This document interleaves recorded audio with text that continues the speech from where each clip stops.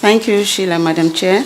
I'm coming from Mali in West Africa, where school feeding is one of the key tools government is using to look at safety nets for school-age children, and WFP is one of its partners. As you all know, this is a very big, arid country leading to the desert, and so Mali is faced with serious climatic changes similar to Kenya. And one of the challenges is how do we reach those children who are way out in those remote places and who may not have food and therefore may not want to go to school because they are hungry.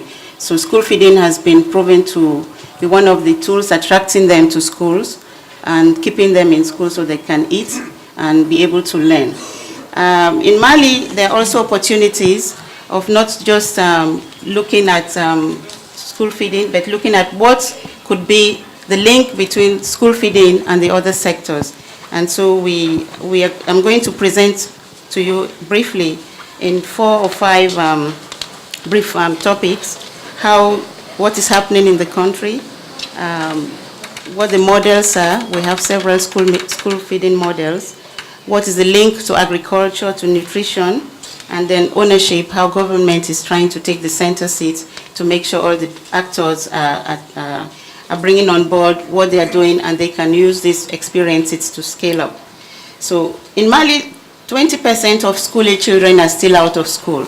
And it's a big challenge if the government wants to meet its education for all goals, especially by 2015. And this cannot be done if you are not able to attract those children, the underprivileged, the poor children who are very vulnerable. And so one of the programs they have decided to do is school feeding. But before government decided to take on school feeding, they looked at all the other models that are ongoing. And WFP is a key partner with covering 7% of the schools. Catholic Relief Service is also doing some schools in a very small number. And government hopes that by 2015, they should have reached at least 30% of schools through school feeding, with school feeding programs. And so let me briefly tell you about the WFP school feeding program, which is classical. We provide the food, WFP buys and provides the food. What is good in Mali is that 100% of the cereals we provide to the schools are purchased locally. And since 2 years ago, through an initiative WFP is carrying out Purchase for Progress, 1/3 of those grains are being purchased from small farmers, directly from smallholder farmers.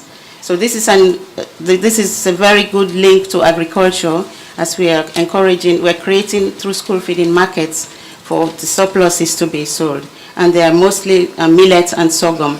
We are not into rice in Mali. We have the Catholic Relief Service model, which is, they have 2 models actually. They have the McGovern funding, which provides food brought from outside. That is through McGovern, it is some in-kind contribution. And they are doing this for 4 years. But on the side, they have decided to work with WFP in about 10 schools where they are supporting farmers, small farmers, through a seed voucher program.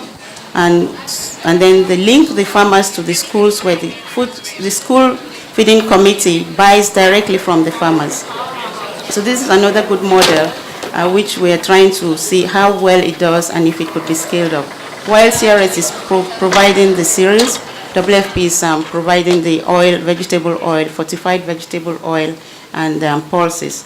And we're hoping these schools eventually could be taken over by the government. And then you have other small programs that exist where cash is provided to the communities, and they do the buying in the markets closest to the schools.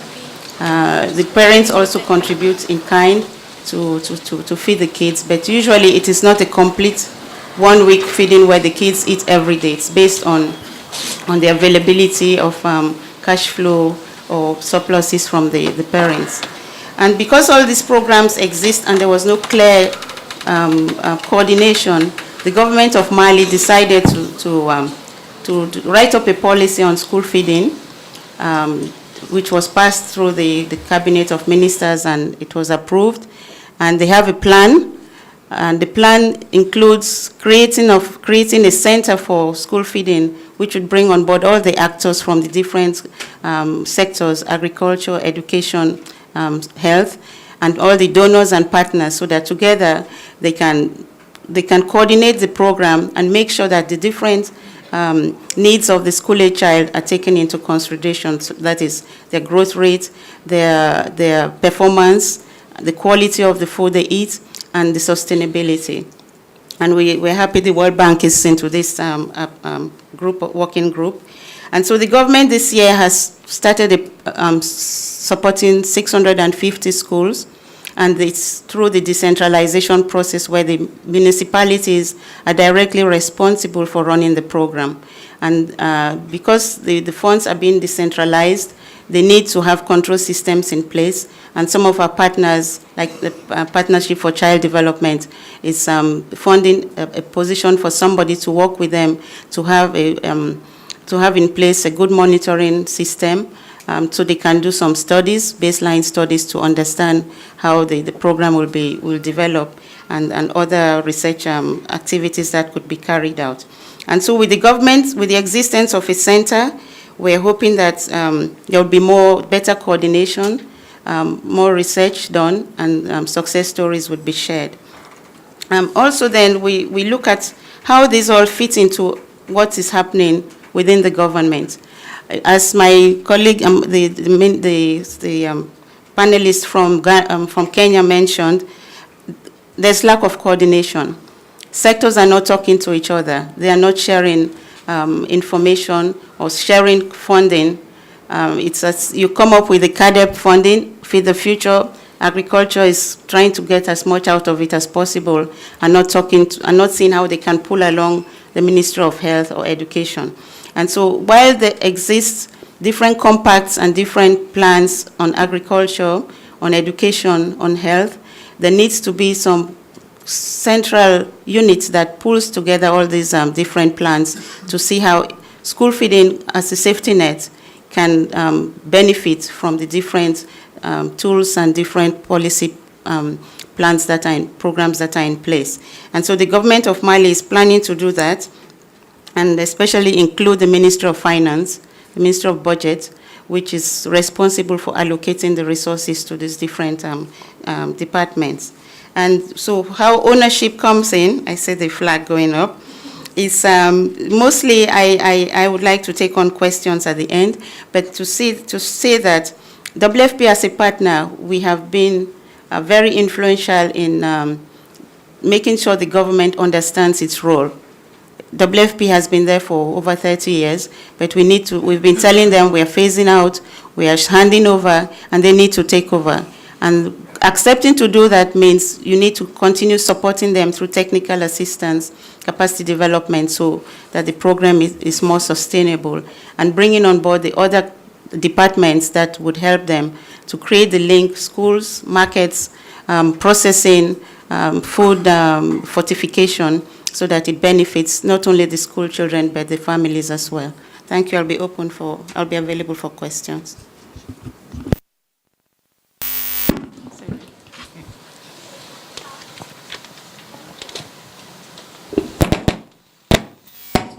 Thank you very much. Thank you very much, Alice, for the very comprehensive information you've given us on specifically how the government of Mali is, in fact, beginning to take over, and where in bringing together all these varied models starts with a school feeding policy that will try and make sense of all of the initiatives that have been there. And I think you make a very good point in saying that handing over does not mean walking away. It means accompanying government as they take over through technical support, given the experience of WFP. So we will hear questions from the floor, I'm sure, on many of the points you've made. Last but not least, as they say, Daniel Balaban is the president of the Brazilian National Education Development Fund, but he's going to talk to us about the context in which school feeding is run in Brazil. I think many of you will know the now famous Zero Hunger or Zero Fame initiative of the former president of Brazil, which has informed many of the safety net and social protection programs in Brazil, and school feeding is one of them. Over to you. Oh, you have a, yeah. Oh, you want to go and stand? Okay, fine. Thank you, Mr. Suzulu. I will try to make a resume of the Brazilian National School Feeding Program. So I will start with numbers. Nowadays, our budget is about almost $2 billion just for school feeding in Brazil. We send 30 cents of reais or 16 cents of dollar per student daily. We have 200 learning days per year, and about 48 million students that are attended every day. Our basic education that receive school feeding is from the kindergarten, daycare, primary, middle, and secondary school to the high school. And we have in Brazil about 165,000 public schools that are attended with the school feeding. To talk about the school feeding, it's important to understand the zero hunger strategy that was launched for the Brazilian government. The zero hunger strategy was launched to end hunger and poverty. So we developed and extend the reach of zero hunger programs. We have under the zero hunger strategy almost 30 programs, and one of the most important programs is the national school feeding. And all those programs work together to improve income and conditions of life to the Brazilians. So with the zero hunger strategy, we link agriculture, we link education, we link nutrition, environment, health, and other policies. So we prioritize the issue of hunger in the Brazilian politics agenda. This is the #1 issue. And we link the state actions and the national food and nutrition security policies. So we have a council in Brazil for national food and nutritional security. This council has members, and these members are from education, from the health, from the agriculture, from the social programs, a lot of people that work with these issues. We promote greater integration of all the actors involved in the issue and further development of partnerships. We develop better ways of social engagement and control, and we increase the effective consolidation of the food and nutrition security policies. So the most important principles of the zero hunger strategy is the transversality and intersectionality of state actions in these government branches, and the development of actions altogether between the state and society. The state doesn't work without society. It's a very important question. We cannot work if society doesn't rely in the state. Bear down inequalities in economic, social, gender, and race aspects, and articulate budget and management in order to change emergency actions into structuring actions and to extinguish dependence. So we have nowadays Bolsa Família. What's the Bolsa Família? It's an amount of money that a family's woman the woman in the family receive to get the children in school. So if she has one child, she receive one amount. If she has two kids or 3 kids, receive more amount of money. And the children must go to school, must get rates, and must get the healthy care system. Okay, to improve. And nowadays we attend about 11 million families, and the research is about $5 billion for that. Just to the Bolsa Familia, to the family allowance. Okay, so the mothers, they have to send children to school, and in the school, children have the school feeding, where they receive lunch or and breakfast. And we attend more, nowadays is 48 million students in public schools, but we just not attend just public schools. We attend also schools that are maintained by NGOs or social agencies. So the number increased to 52 million children that are attended in the school feeding. It's about $1 billion and $200 million. And we have also as a great program into the Zero Hunger strategy, the household agriculture financing that we call PRONAF, where we finance the agricultures, small agricultures, because small agricultures sell the production to the school feeding. So the school feeding buy the products to direct from the small agriculture. So they have finance from the government. So Zero Hunger, we have feeding access by the school feeding program in Bolsa Familia, 45 family farming with the small agricultures. We have social control, articulation and mobilization, because in the school feeding program we have a council, and the members of the council are from the society, and we have income improvement because the money stays with the small agriculture. If we have a budget more than 2 billion reais, more than $1.2 billion, at least 30% of this amount must be bought from the family farming production. So 30% is almost $500 million that goes to the family farming, agriculture. So recovery of local and regional food, that goes to generation of employment and income, stimulus to local and regional development, and absorption of the production of rural entrepreneurship. Just finishing. This is the numbers. In Brazil, the proportion of people living less $1.25 a day in 90s was 25.6, and 2008 4.8%. Percent of children under one year of age undernourished.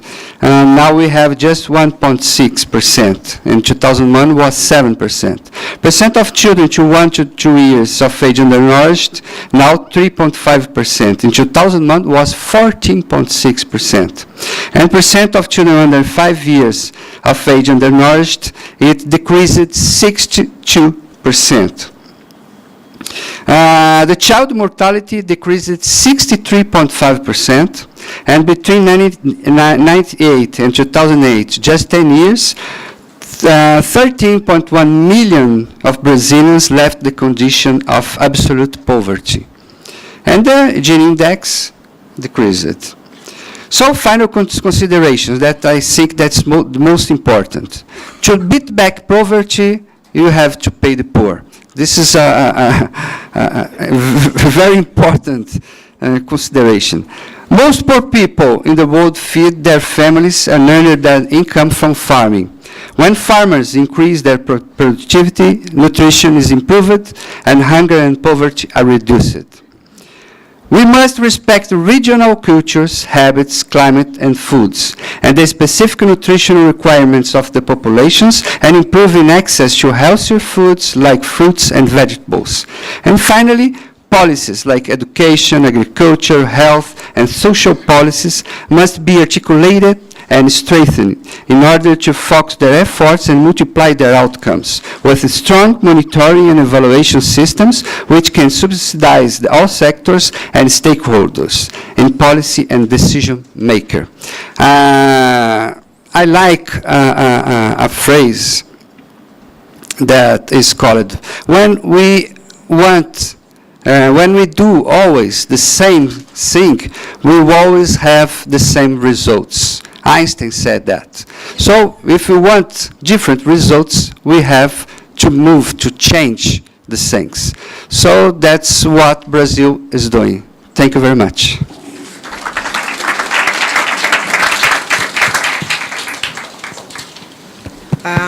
Thank you very much, Daniel, for your input. I'm sure you will get a lot of questions, as will the other panelists, because you've raised some all of you have raised some interesting points and challenges. And I think from the country-specific inputs, it sounds like the role of government in taking the initiative to ensure that communities buy into the idea of ensuring that school feeding becomes one of the safety nets seems to be for the most vulnerable a recurring issue.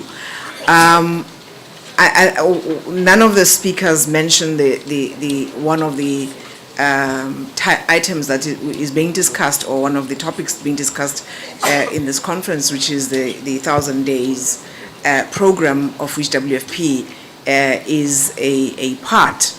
But what has been underlying some of the conversation is that 1,000 days is not the cutoff point.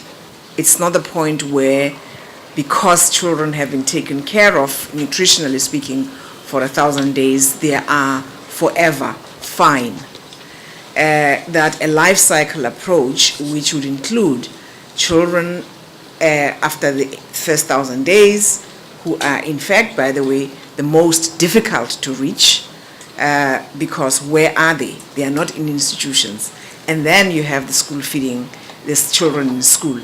So what at least I've been hearing from all the panelists is a life cycle approach that begins in the 1,000 days and therefore becomes 1,000 days plus, if you want, 1,000 days plus, whatever. But the 1,000 days is not the cutoff point for the children's progress and nutritional status.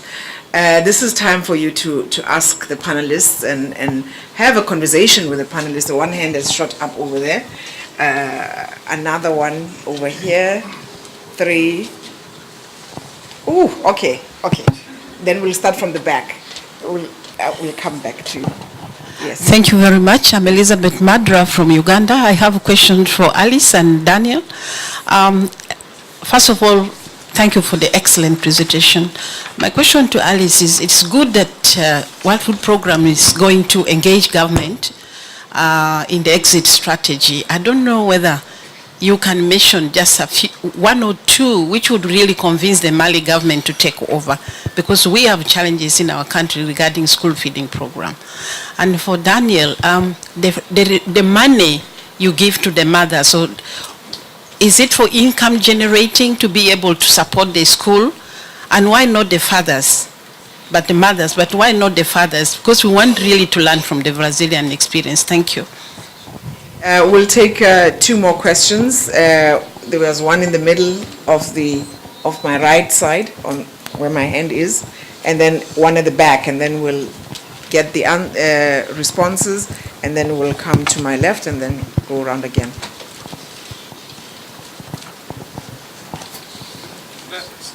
No, this way. All right. Thank you very much. Right. This is brief Regmi. questions, please. This is Regmi from Ministry of Agriculture and Cooperatives, Nepal. I have been engaged in this type of activities, that is school feeding programs, food for work programs and other programs. Generally, food is distributed in those programs. Now, in the short term, what I have observed, in the short term, they have a very good result. Means progress is very high in the short term. But in the longer term or in the medium term, what have been observed in our country is that generally the issue of sustainability comes. Means without funding from the donors, this type of programs are very difficult to run. And another issue is the dependability. Means dependency is created to the local people. Rather than depending on their own resources, on the local food, they do depend on the imported food, which is a little bit tastier than their local foods. That's my concern, and I need some suggestions from the panelists. Thank you. Thank you. This is from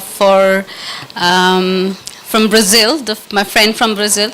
I wanted to know how has this program included the vulnerable communities, such as the indigenous population, the fishing communities, the groups that are descendants from slaves. I cannot pronounce the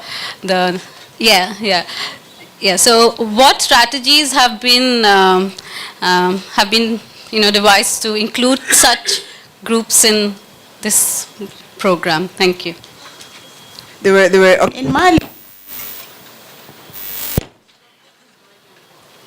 the idea. First of all, what we did was make sure school feeding was mentioned, was taken into account in the poverty strategy paper. So it is a policy, it is a part of reaching the underprivileged children and meeting the education for all goals. And once that was done, it was easier now for governments to talk to the World Bank, to talk to others and say, how do we meet those goals? Or how do we do a sustainable school feeding program? And WFP, with the long experience in Mali, we took the lead and brought on board UNESCO, UNICEF, NGOs to say, let us see how we can work with governments. And that was done through a forum, a national forum, which brought on board all these actors. And it led to the development of a policy on school feeding. And this is the process now. And government has just put in place a school feeding center. So it would be easy to do research, it would be easy to do studies, to do resource mobilization, advocacy, so that it's not so much a burden on the government, but the local communities themselves are fully involved in the process. And hopefully they can address sustainability through that.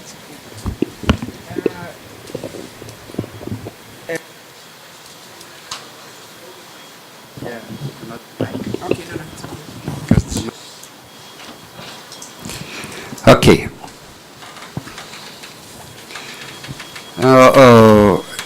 Let's answer first the question why the money goes to the mother and not the father in Brazil.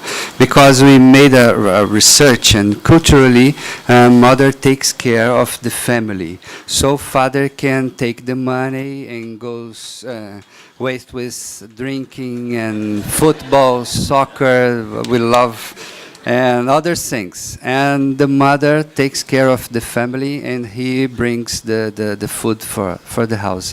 So just the mother receive the card. It's a kind of credit card, and every money this card is charged in the bank, and she can take the money.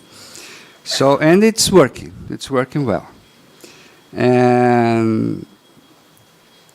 And the question about the indigenous and the descendant of slaves, it's not descendant of slaves, because I think that 90% of Brazil is descendant of slaves. We are a country with a lot of miscegenous people, and we have communities in Brazil that are communities of people descendant of slaves that live there for more than 100 years, and they like to live there. So they receive the double or even the triple of the money that we send to the other kids in Brazil. The indigenous receive 3 times the money, because indigenous in Brazil, they feed in school not just the kids, but the father, the relatives, the parents, everyone from the tribe. They go to school and receive the food. And in the Quilombola, we call Quilombola, I don't know, it's an African name, and the Quilombos, where the people live, in this community, they receive 3 times the money that is sent to a regular school. Okay. Thank you very much. There was also a question about from Nepal.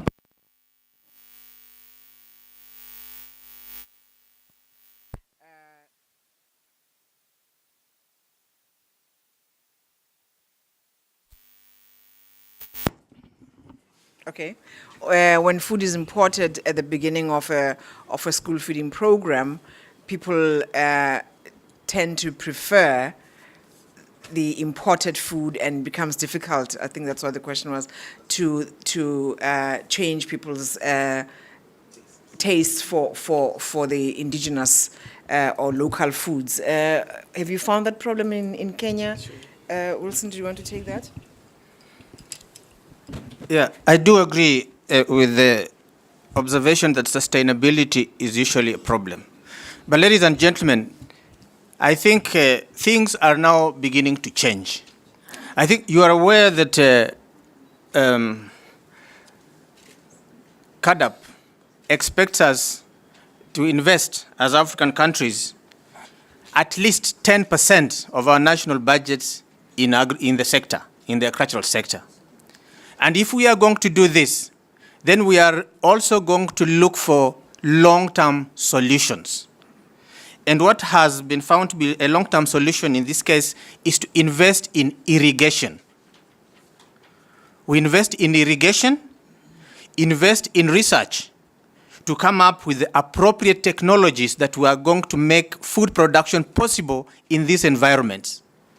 A good example for Kenya is investing in irrigation and cultivating a short maturing variety of sorghum called kadam. And this sorghum is now being bought by the Kenya breweries to make beer.